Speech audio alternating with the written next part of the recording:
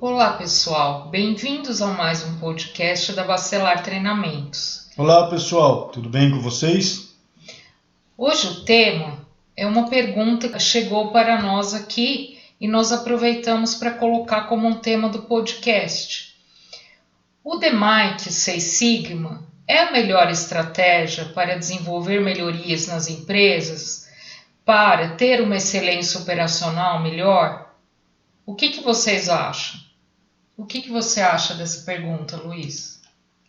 Então vamos lá.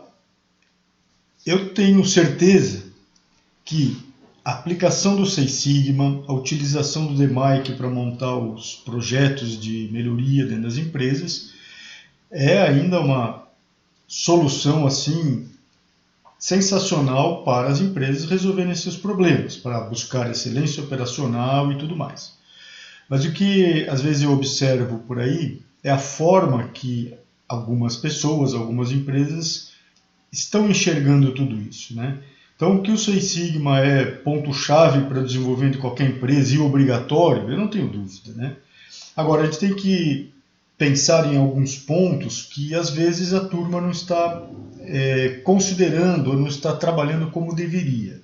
Então, a gente vê, por exemplo, empresas que startam os seus projetos Six Sigma, mas, por exemplo, não tem uma amarração no desdobramento maior das metas, não tem um desdobramento da estratégia da empresa, né, partindo da estratégia maior da empresa, para depois transformar esses trabalhos, esses projetos, em projetos Six Sigma, né?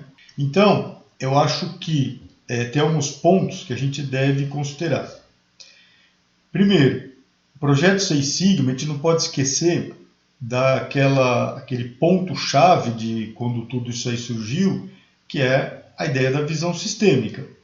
Então, as empresas têm que chegar nesses temas dos projetos Six Sigma partindo de uma visão maior da estratégia da empresa, das metas da empresa, né?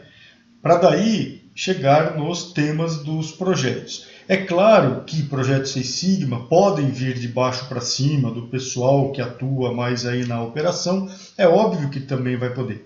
Mas assim, o grande ganho vai ser quando a gente consegue fazer esse desdobramento partindo das metas maiores da empresa. E aí tem que lembrar, né, visão sistêmica, depois formação das pessoas, e essa formação tem que ser também aí muito bem feita, é um ponto-chave para tudo isso funcionar, para daí começar a trabalhar com dados, coletar dados e tomar as decisões aí com base em dados. E também pelos trabalhos que temos acompanhado, vemos que muitas vezes falta um acompanhamento sistêmico dos projetos. Muitas vezes os projetos eles ficam soltos e não há um acompanhamento sistêmico que a pessoa pode mostrar os resultados, ver quais são as dificuldades que os líderes estão tendo para que possam ter soluções mais estratégicas da empresa. O próprio, completando essa sua fala, o comprometimento da gestão. Isso. O que às vezes a gente ainda observa em algumas situações é que esse comprometimento da gestão com esses projetos não é tão forte quanto deveria ser. Isso Sim. faz uma diferença aí muito grande. Por isso, a amarração na estratégia maior da empresa. Se aquilo é importantíssimo para a empresa, toda a gestão tem que estar focada naquele projeto ou naqueles projetos, né? Porque a gente vai fazer mais de um ao mesmo tempo, então tem que ter todo esse acompanhamento, né? E falando agora um pouco mais sobre o treinamento e capacitação das pessoas, o que você acha que é o diferencial que a Bacelar tem em relação aos outros treinamentos de Six Sigma do mercado? Bom, um ponto-chave antes da gente até entrar em alguns detalhes de diferencial, assim, o início desta avaliação, né, deve estar focada na quantidade de horas desse treinamento. O que a gente vê muito aí no mercado? O pessoal está compactando muito esses treinamentos e aí a gente tem perda para as pessoas ou para a formação dos belts, né? Então, só para a gente ter aí uma ideia carga horária, um treinamento de Greenbelt. Estou começando pelo Greenbelt, que é onde obrigatoriamente a gente já tem que desenvolver um projeto, né? Os participantes já têm que desenvolver o projeto, então dali já vão sair os projetos mesmo, que é isso que eu estou falando, que deveriam estar sempre amarrados com a estratégia maior da empresa, né? Então, a gente tem lá um treinamento de Greenbelt, ele tem que ter no mínimo 80 horas, quando eu falo 80 horas de treinamento mesmo, sala de aula. E depois ainda tem o desenvolvimento do projeto, esse acompanhamento do projeto, seja feito com os champions internamente, seja feito com a gestão, ou nós fazemos também esse trabalho de assessoria para acompanhamento desses projetos, né? Então, assim, se você pensar carga horária do treinamento Greenbelt, com essa parte do projeto, ele vai ultrapassar 100 horas. Sim. Na sala de aula, 80. O que a gente vê por aí no mercado é que tem treinamentos com cargas reduzidas. 60 horas, 40 horas, a perda para a formação do belt vai ser grande, né? Ele é muito compactado. Depois, se a gente pensar na formação de um black belt, o black belt teria que ter uma carga horária mínima de 160 horas, na verdade, de 160 a 200 horas, mas sala de aula, mais projeto, né? E aí nós teríamos condições de fazer uma formação aí de um black belt para conseguir puxar esses trabalhos dentro da empresa e aí vai atingir os resultados que a empresa quer, ou que a empresa precisa. Aí também, só para fazer um comparativo, né, existe também a continuidade da formação do Green Belt para chegar no Black Belt, que isso é comum a gente fazer. A gente faz algumas turmas de Green Belts. Desses Green Belts, aqueles que se sobressaíram, aqueles que tiveram melhor performance, a gente faz um complemento do treinamento do Green Belt para que ele atinja o nível Black Belt. Esse complemento, para chegar no equivalente a 160 horas, com pré-requisito de já ser um Green Belt formado, aí são mais 80 horas, pelo menos 80 a 100 horas, de complemento, fora a parte prática do projeto real, né? Que isso é de extrema importância para a formação dessas pessoas. E se a gente continuar na formação, tem também lá os Master Black Belts, né, que a gente forma também, e aí tem que ser um Black Belt com experiência, tem alguns pré-requisitos que eu posso comentar um pouco aí rapidamente, mas essa pessoa vai estar assim num nível de treinamento bem alto, né? Ela consegue coordenar programas Six Sigma, definir esses projetos, esses trabalhos que vão ser feitos dentro da empresa, alinhados com as metas maiores da empresa, ou a estratégia maior da empresa, né? E nesse treinamento de Master Black Belt da Bacelar Treinamentos, nós fazemos uma mentoria de mais ou menos de 10 a 12 sessões, onde o Master Black Belt vai trabalhar o seu autoconhecimento, identificar suas forças, identificar seus potenciais de melhoria, trabalhar a parte comportamental e emocional, porque é muito importante essa parte emocional para a coordenação de vários projetos.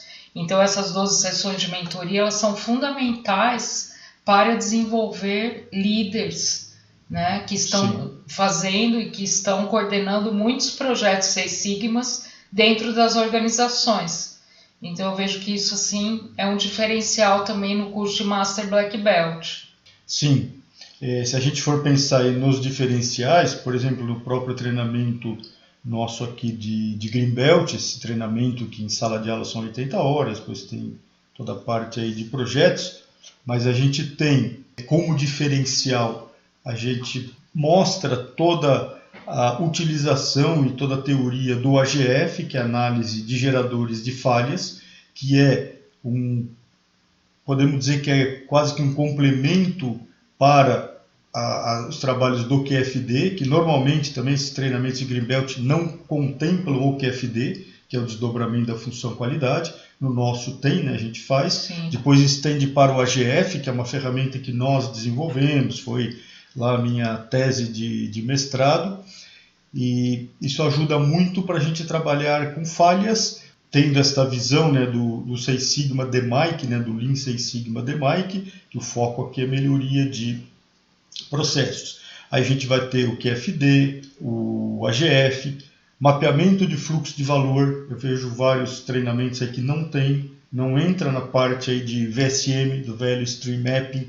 Na verdade, tem um treinamento que o Lean está fora do Six Sigma, e é importantíssimo a gente trabalhar com as vantagens do Lean também, né? Por isso que o nome ultimamente é Lean Six Sigma, né? Foi a evolução lá do Six Sigma original da Motorola. E o engraçado é que tem empresas que deixam o Lean de fora, não tem como, né? Então eu preciso do VSM, os mapeamentos de fluxo de valor, os Value Stream Mapping, toda a filosofia do Lean é dado aí nos nossos treinamentos. Parte lá de melhorias, de otimizações de processo, né, de Lean Manufacturing, um pouco de Lean Office também, dependendo dos projetos que estão envolvidos. A gente dá bastante foco em solução de problemas, o AGF é para ajudar essa parte de solução de problemas. A gente tem no nosso conteúdo o Lean Six Sigma na logística, Sim. que foi uma parte, né, um módulo que você desenvolveu anos atrás, lá quando a gente começou. Então também são diferenciais. Roshin Kanri quase não tem aí nesses treinamentos. A gente passa uma ideia, mostra como aquilo funciona. E para todas essas ferramentas dentro lá do pacote do DMAIC, nós temos, né, sempre instrutores que têm experiência aí grande para poder passar isto para os belts, né? Sim, o Lean Six Sigma na logística foi desenvolvido através de um treinamento que eu fiz nos Estados Unidos e tem um potencial muito grande de aplicação dentro das empresas, porque muitas vezes as empresas atacam a produção, o processo, e a logística ela não tem uma melhoria da qualidade, da produtividade, onde a gente pode implantar Milk Run com os fornecedores, diminuir estoques, aumentar a frequência de entrega na fábrica. Então, poder também ter uma melhoria da qualidade dos processos logísticos. Então, isso é um tema muito importante que a Bacelar trouxe dentro dos seus treinamentos de Six Sigma. Que a gente não pode esquecer toda essa importância da logística, da cadeia de suprimentos, cadeia de distribuição, né, todo o supply chain. Então, aquela história. Muitas destas práticas nasceram focadas dentro da fábrica, numa época que nós precisaríamos trabalhar muito lá o nosso chão de fábrica, né? Sim. Depois foi estendendo para a parte administrativa e, ao longo também do tempo, para a cadeia de suprimentos todas, né? Tanto a parte de recebimento quanto a parte de entrega, de distribuição. E aí começam a ter técnicas que no fim estão atreladas à própria utilização do Lean, ferramentas de qualidade, né? Na tua tese de mestrado, você mostrou como usar todas essas técnicas, ou algumas dessas técnicas, para buscar uma melhoria dos processos logísticos, né? Então, tem que ser uma visão sempre mais ampla. A velha história da visão sistêmica, né? Que talvez muitas vezes as pessoas não entendam muito o que a gente quer dizer com isso, né? Treinamento de Black Belt. Como eu falei, é comum a gente fazer o que a gente chama da transição, né, do Green Belt para o Black Belt. Sim. Claro que existem os treinamentos de Black Belts completos. Às vezes as empresas preferem, não, eu quero primeiro fazer uma ou duas turmas de Black Belts, para depois ir montando os Green Belts, Yellow Belts e assim por diante. E tem também o contrário disto, né, um pouco diferente deste modelo, que começamos pelos Green Belts, para depois escolher, como eu falei no início, né, escolher os que têm melhores desempenhos, para daí continuar esse treinamento para que eles cheguem ao nível de Black Belt, e depois a gente começa a pensar nos Masters Black Belt. E diferenciais para esse treinamento de Black Belt, ou para esse complemento do Black Belt, a gente tem lá toda a parte aí de liderança Lean Six Sigma, né, aquela liderança focada em algumas dessas ferramentas. No nosso treinamento, a gente faz para os Black Belts todo o treinamento na metodologia do Taguchi, Então, os DOE do Dr. Taguchi, que também são aí importantíssimos para a gente resolver problemas mais complexos dentro das empresas. A gente entra com os FEMEA de projeto, né, os DFEMEA, e eu vejo aí no mercado muitos treinamentos que não tem essa parte, ou seja, na minha visão, fica algo faltando para o BELT que está sendo formado, né? A gente também passa a ferramenta TRIS, que é uma ferramenta de solução do problema, de criatividade, uma ferramenta russa, né? Teoria da resolução de problemas inventivos. O DFMA, que agora na automotiva está ganhando mais força, Sim. O Design for Manufacturing in Assembly, agora dentro aí da automotiva, sempre esteve listado lá desde dos APQP da automotiva, mas era pouco cobrado. Ultimamente está ganhando força também. Por quê? Porque são ferramentas que realmente resolvem problemas dentro da empresa. E a gente já dava isso desde os nossos primeiros treinamentos aí de Black Belt, que a gente não enxerga como o Belt poderia resolver problemas se não tem essas ferramentas. Sim. Né? E o DFMA é uma ferramenta muito poderosa dentro dos nossos treinamentos de Six Sigma, porque ela é capaz de fazer um trabalho muito bom de redução de custos. Né? Então, o DFMA muitas vezes não é usado, mas é o que você falou, agora na área automobilística estão usando muito mais e é muito importante para termos grandes reduções de custo.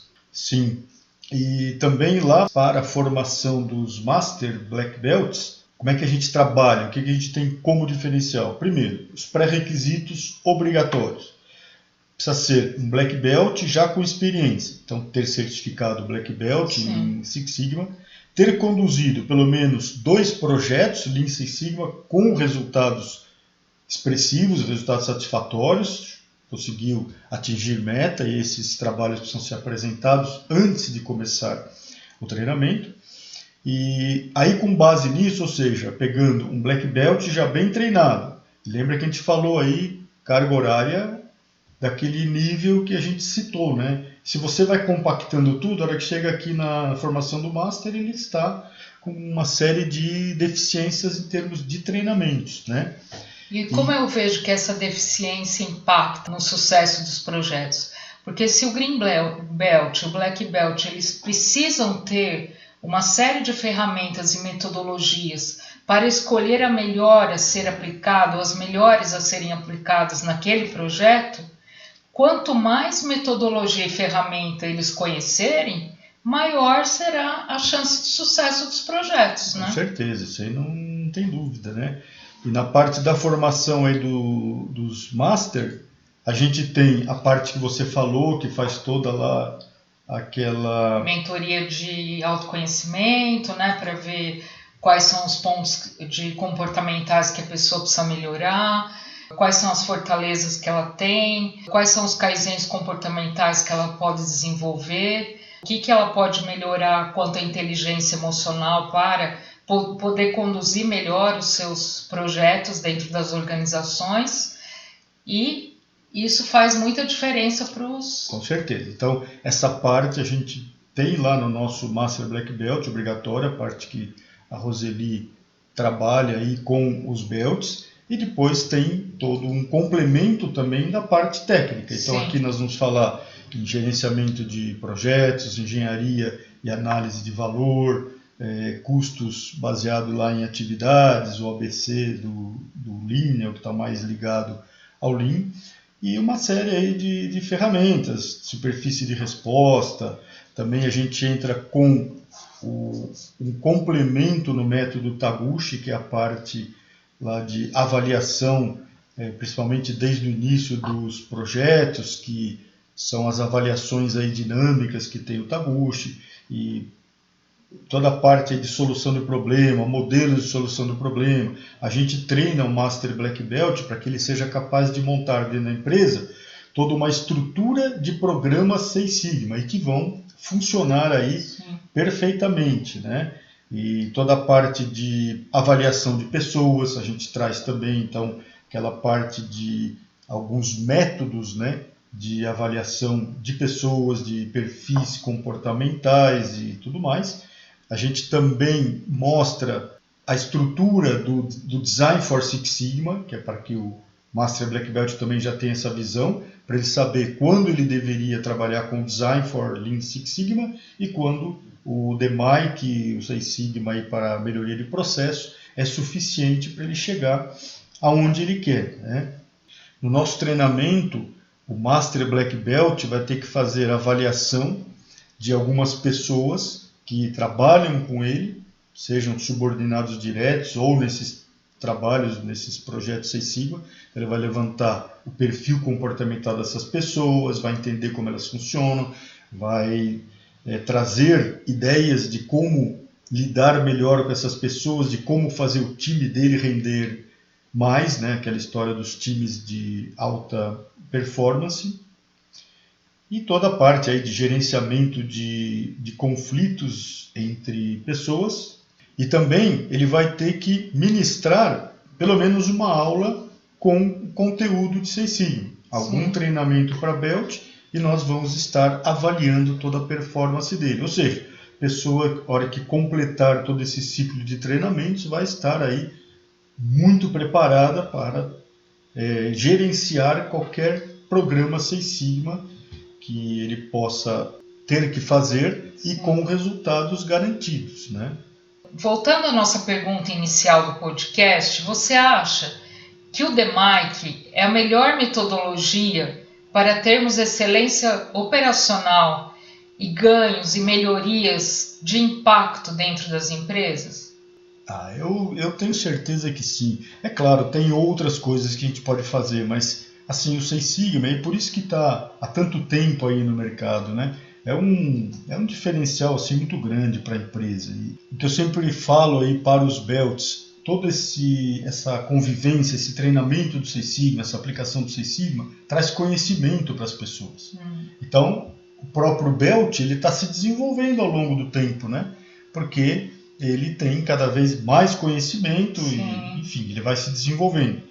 Mas a grande sacada que muitas vezes as pessoas, ou algumas pessoas não percebem, é o seguinte: aquela estruturação, né, que a gente chama de DMAIC ou de MAIC lá, aqui no Brasil normalmente chama de DMAIC, que são as siglas lá: definir, né, definir, medir, analisar, melhorar ou implementar a melhoria e controlar. Então, em 5 fases, a gente vai estruturar os projetos que a gente vai fazer. Então, lembrando, né, que a gente falou lá do começo, isso amarrado lá na estratégia maior da empresa, principalmente. Como eu falei, ele pode vir de baixo para cima, ok? Às vezes tem umas ideias muito boas e os ganhos são também grandes, quando tem uma visão aqui mais da operação, né, para definir esses temas. Mas, como um todo, assim, para a empresa, onde está o grande benefício do Seis Sigma? Quando vem desdobrado aí da estratégia maior da empresa. E aí, se a gente observar essa sequência do DMAIC, qual que é o grande ponto disso? Primeiro, organizar a aplicação destas ferramentas para melhoria da qualidade, melhoria da produtividade. O Lean também entra aqui no meio da jogada. Então, conceitos de Lean vieram aqui para a estrutura do DMAIC, que originalmente não se tinha essa preocupação. Depois isso veio para cá. Até hoje ainda ouço algumas pessoas me falando que só depois que fizeram o treinamento com a gente, falaram: agora eu entendo como é que o Lean se encaixa junto com o Seis Sigma. Por quê? Porque tem treinamentos aí que o pessoal fala que são coisas diferentes. Isso era lá no comecinho, né? Depois... Hoje é integrado, né? Lean e Seis Sigma, eles estão integrados e não separados mais. Isso é muito importante. E não tem como separar. É até aquele exemplo que você falou da logística lá. Não tem como separar mais. Então, assim, só que eu vejo que tem gente que ainda não entendeu como é que isso aí funciona, não é? Mas depois dos treinamentos, que a informação é gratificante, é que muitas pessoas falam: agora eu consegui entender como que isso tudo funciona e como que isso tudo vai rodar em harmonia. Porque ora eu vou ter que ir mais para o lado, vamos falar da otimização aí do Lean, né, da redução de desperdício, e ora eu vou ter que atacar firme ferramentas para a melhoria da qualidade. Né? E aí os projetos são muito variados. Né? E um outro input para a entrada desses projetos, além deles estarem amarrados, como o Luiz falou, na estratégia maior da empresa, pode ser também problemas que impactam nos clientes. Então, muitas vezes os clientes trazem um problema, um defeito de campo, Sim. um problema de um defeito lá que está impactando num custo muito alto, e isso pode ser um input também para um projeto Six Sigma, né? Com certeza. E assim, se a gente olhar o próprio DMAIC, que é o que eu sempre comento, né, que algumas pessoas demoram um pouco para entender isso, qual que foi a grande sacada da estruturação do DMAIC? É a gente estar sempre levantando dados, tomando decisão em dados, mas sempre comprovando, comprovando até o fim do projeto. Sim. Então isso é que faz toda a diferença. O que garante que a gente vai atingir a meta é eu estar constantemente, ao longo dos 5 passos do DMAIC, ou do projeto, eu estar comprovando as coisas. E também a própria sequência do DMAIC, ela vai dando um norte para a gente caminhar. Isso tem que ser assim. Se você estiver fazendo um projeto, o DMAIC não está te ajudando, alguma coisa está errada. Sim. Então ele tem que levar o time às conclusões ou aos pontos-chave para a solução dos problemas. E aí, se a gente olhar o que tem por trás da fase definir, lembra? Fases sequenciais. Eu vou começar pelo definir. O que a gente tem ali de pontos interessantes no definir? É toda a estruturação do projeto no sentido de saber onde eu estou, onde eu quero chegar, né? Sim. Se eu chegar lá, o que eu vou ter de retorno, seja retorno financeiro, que a gente dá muito foco para o retorno financeiro, claro, mas retornos aí como um todo. Pode ser um atendimento melhor para o cliente, pode ser alguma coisa que eu não consiga, talvez, mensurar em termos de retorno financeiro, né? Então, no definir, o que nós vamos fazer? Nós vamos mostrar, e tem que ser uma fase um pouco mais rápida, nós vamos mostrar o seguinte: qual é o nosso ponto de partida, aonde a gente quer chegar, e se chegar lá, quais são as vantagens ou os ganhos pertinentes. Porque se esses ganhos também não forem significativos, por isso a amarração com a estratégia maior da empresa, se esses ganhos não forem significativos, de repente eu nem dou continuidade naquele projeto. Então já é uma função da própria estruturação do DMAIC. Aí no definir, eu tenho claro o que é o meu problema. A gente trabalha muito com aquela história dos Y igual a F de X, né? Então aqui no definir eu estou trabalhando o problema em si, os Y, antes de desdobrar para a causa, né? E é até engraçado quando a gente vai trabalhar junto com os times dentro das empresas para montar o definir, eles já estão chegando lá na solução do problema. Não, é por partes. Aqui é para deixar bem claro qual é o problema. Se você não entender direito qual é o seu problema, a chance de você resolver vai ser muito menor. Sim. Então a função do definir é essa. Depois a gente vai para a fase do medir, o M lá do DMAIC. A fase do medir, o que é? A gente costuma falar que é a base da coleta de dados, de levantamento de dados, mas sempre é bom lembrar que a coleta de dados vai ter em todas as fases. Definir também tivemos coleta de dados. Só que a coleta de dados lá do definir está mais focado no problema em si. Quando eu passo por medir, eu já vou começar agora a desdobrar efeitos em causas, ou problema nas causas. E aí o que tem de interessante na fase do medir? Mapear processo, e aí eu não entendo como é que você pode mapear processo sem ter conhecimentos ou conceitos do VSM, do Value Stream Mapping, que veio lá do Lean. Se eu não tiver, como é que eu vou evoluir aqui? Né? Fluxograma. Tudo bem, mas é fraco, né?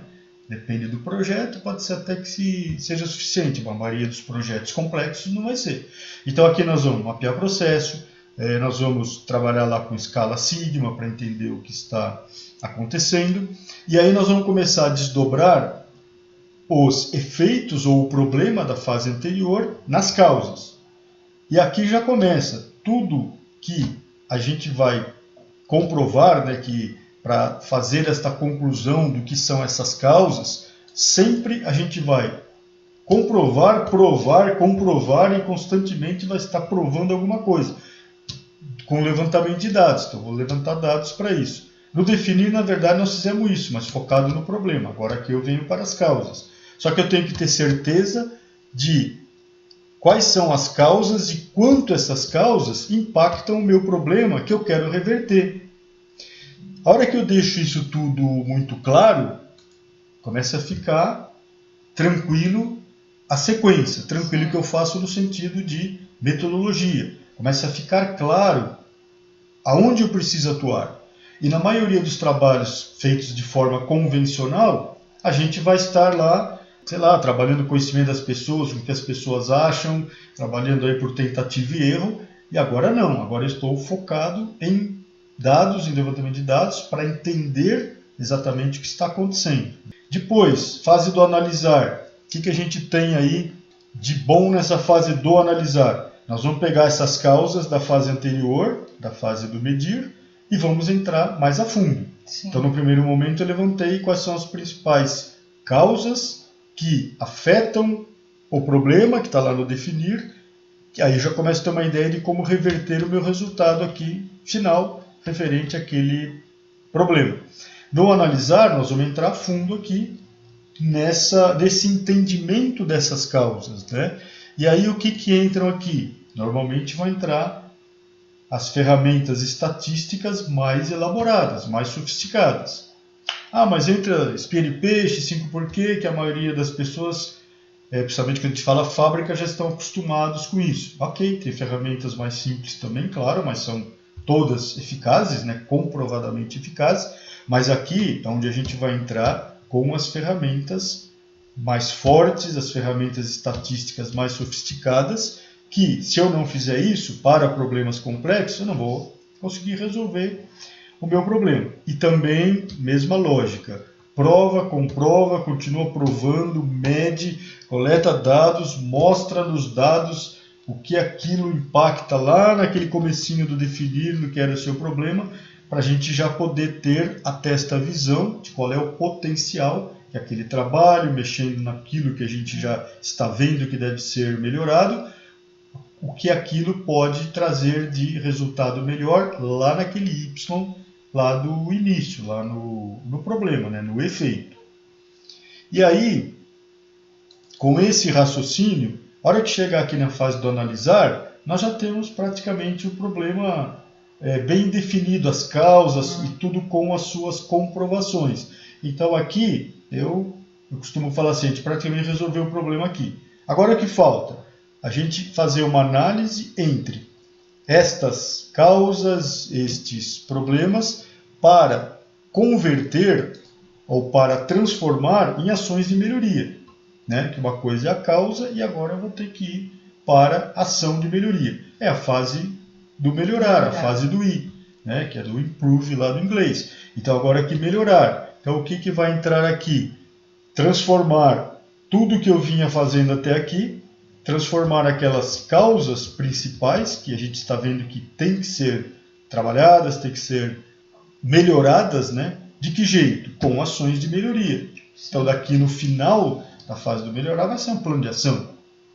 Ah, mas nós já fazemos um plano de ação para os outros trabalhos. Sim, só que esse plano de ação nasceu lá atrás, né? Eu fui construindo tudo isso.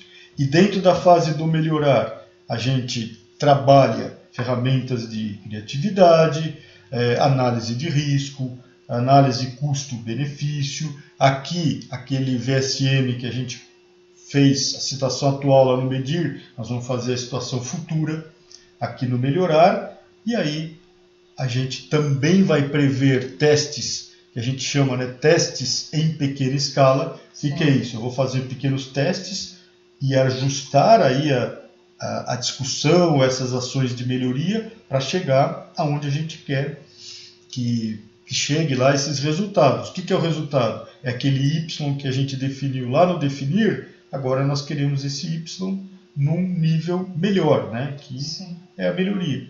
E aí, para fechar, o C, lá, a fase controlar do DMAIC, o que é? Olhando para toda essa estrutura, isso tudo está documentado, agora nós vamos ver o seguinte, que controles adicionais eu preciso pensar em ter para não deixar que toda essa melhoria vá regredir. O que é comum quando a gente trabalha de uma forma mais convencional? A gente faz a melhoria e depois de um tempo aquilo, por vários motivos, vai voltando. Se perde, né? Volta à situação inicial. Sim, né? Vai voltando para a situação atual, né? É o que a gente não quer aqui. Onde que eu vou travar isso? No conceito da fase do controlar.